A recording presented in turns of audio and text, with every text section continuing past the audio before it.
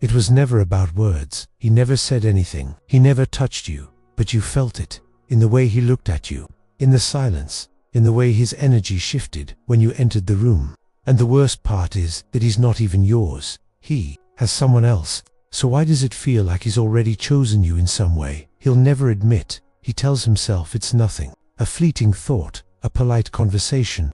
But every time you enter the room, something inside him shifts.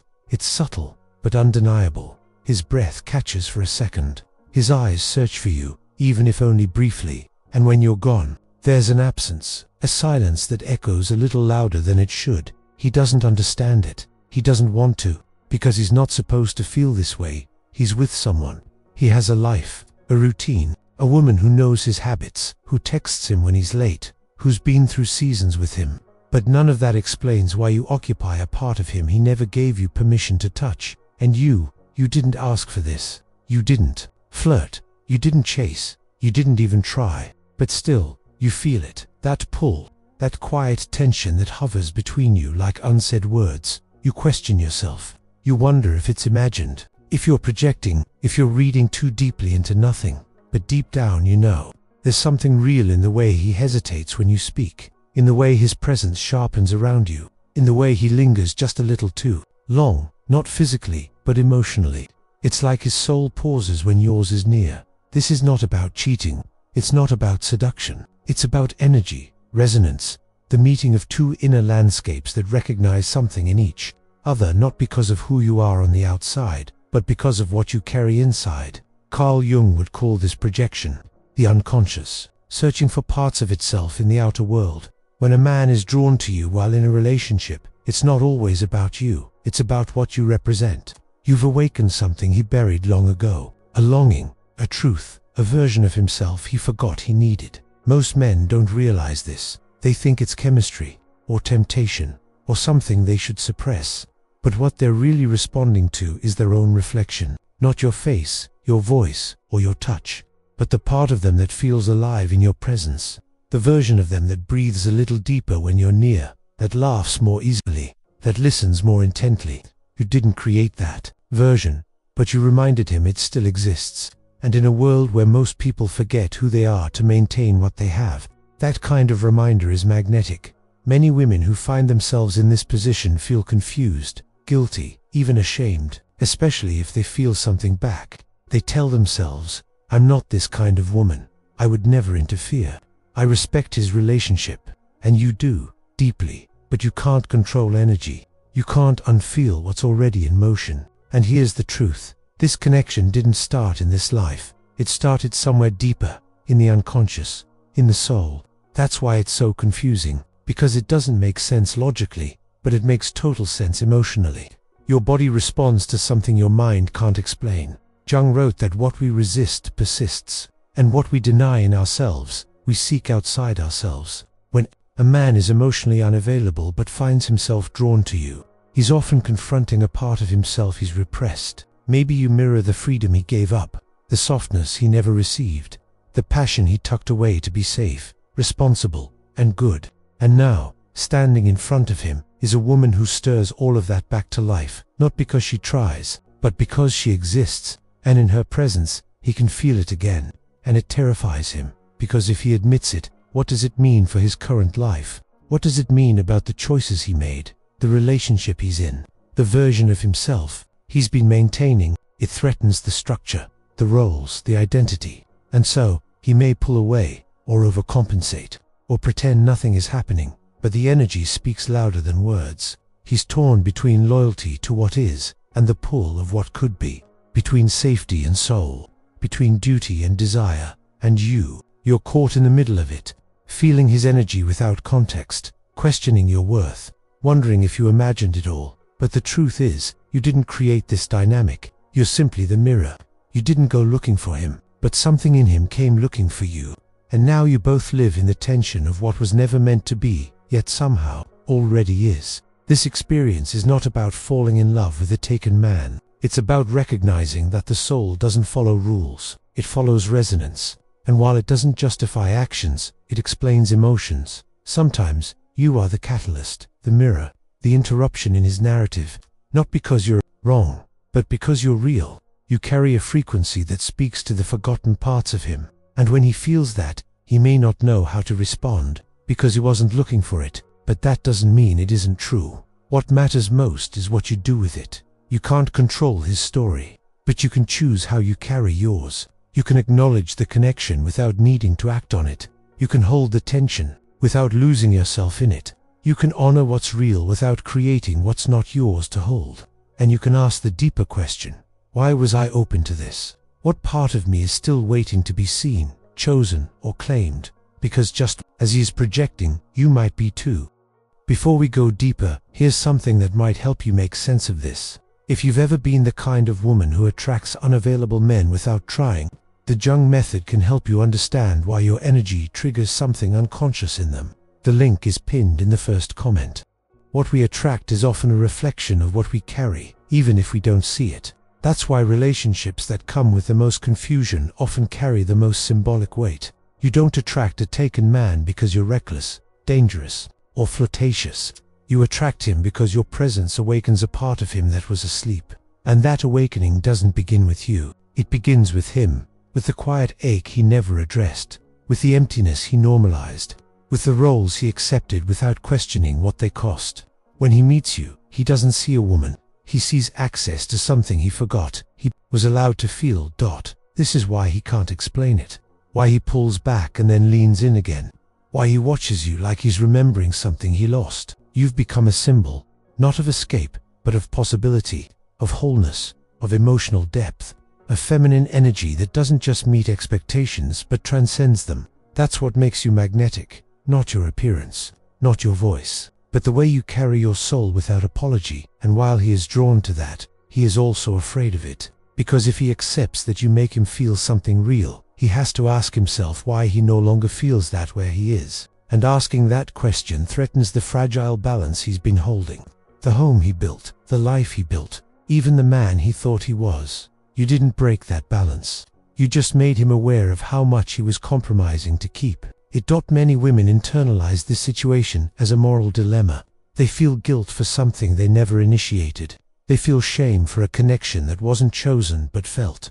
But the real pain isn't in the tension between two people. It's in the silence, the pretending, the self-denial, the constant shrinking of your own intuition to make room for someone else's confusion. That's why the most important thing you can do isn't to analyze what he feels. It's to understand what this dynamic is asking you to look at in yourself. Why are you open to being the emotional vessel for a man who isn't free?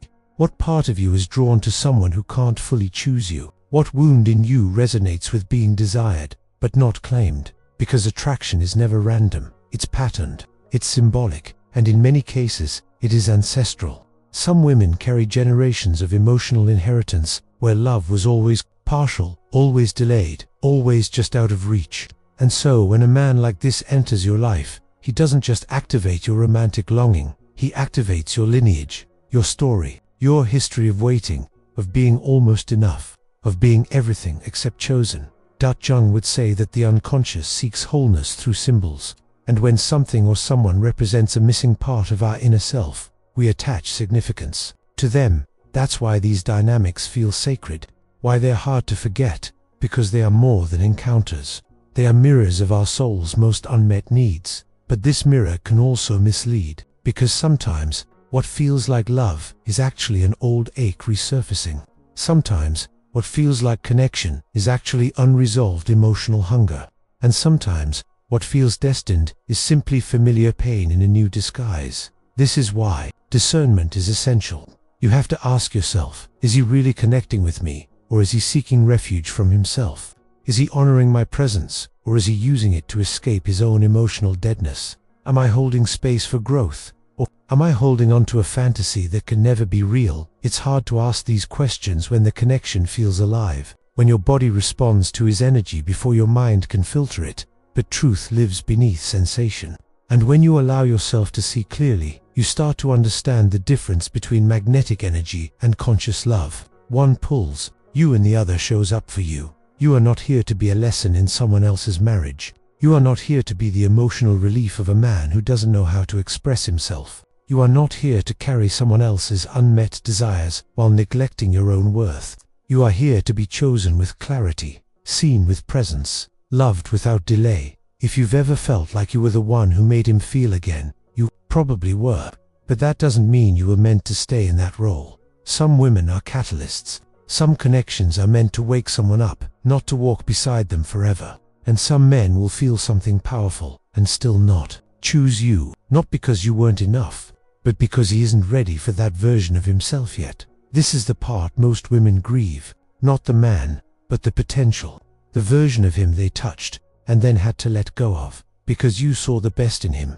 You felt it before he did, and now you're left with the echo of something beautiful that never had the chance to become real. That grief is valid, that emptiness is real, but it's not a reflection of your value. It's a reflection of how deeply you loved, even in silence. And maybe, just maybe, this happened not to hurt you, but to awaken you too, to show you what your energy is capable of, to remind you that your presence is sacred, that you don't need to perform to be powerful, but you don't need to be chosen to be whole, that your soul carries a frequency that touches people whether they're ready for it or not. This isn't about him, it never was. It's about the way you've underestimated your own emotional presence, the way you've accepted fragments when your spirit was made for full-hearted connection, the way you've tolerated mystery where there should have been clarity, the way you've poured depth into people who only knew how to swim in shallow waters. You don't need to chase closure. You don't need to unravel what he felt or what could have been.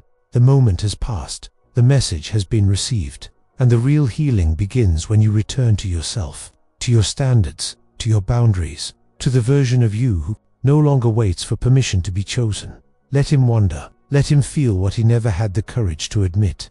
Let him sit with the silence of everything you brought to life inside him, because you didn't just stir his desire, you stirred his soul. And you don't need to be claimed by a man who hesitated. You need to be met by a man who knows, from the very first moment, that your presence is not a temptation, it's a gift. Sometimes the most painful part of this kind of connection isn't what happens between you and him, it's what it awakens inside of you. Because when someone sees you in a way no one else has, even if only for a moment, it stirs everything. The parts of you that have been quiet for years suddenly want to speak. The parts that settled begin to question why. The parts that forgot how to feel start reaching for more. And when that person disappears, you're left with a self that's been stirred awake, but no longer has a place to go. This is the true heartbreak. Not the loss of a man who never belonged to you, but the confrontation with the pieces of you that you abandoned long ago. You begin to see just how often you've made yourself small to be palatable. How often you've dimmed your light so others wouldn't feel overwhelmed. How often you've waited to be chosen, as if your value was a prize for someone else to discover. And now, here you are wide open, awake, aware, and asked to keep living in a world that still wants you to be quiet, but you can't go back. Once your soul has tasted what it means to be truly felt, you can't return to what is convenient or safe. You crave truth now, depth, emotional resonance, and no amount of logic can undo that. You may try to bury it. You may try to distract yourself. You may even try to forget him entirely. But what you're really trying to forget is the version of you that he accidentally called forward. The version that was never asleep, just waiting for space to exist. This is why these connections matter, even when they hurt, because they crack you open. They force you to examine who you've been, who you are, and who you're becoming.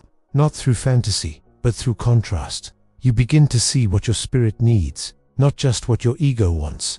You begin to ask different questions, not why didn't he choose me, but why have I never chosen myself this fully before? And that's where the healing begins, when you stop romanticizing the pull and start listening to the message behind it. The universe doesn't send you people to complete you.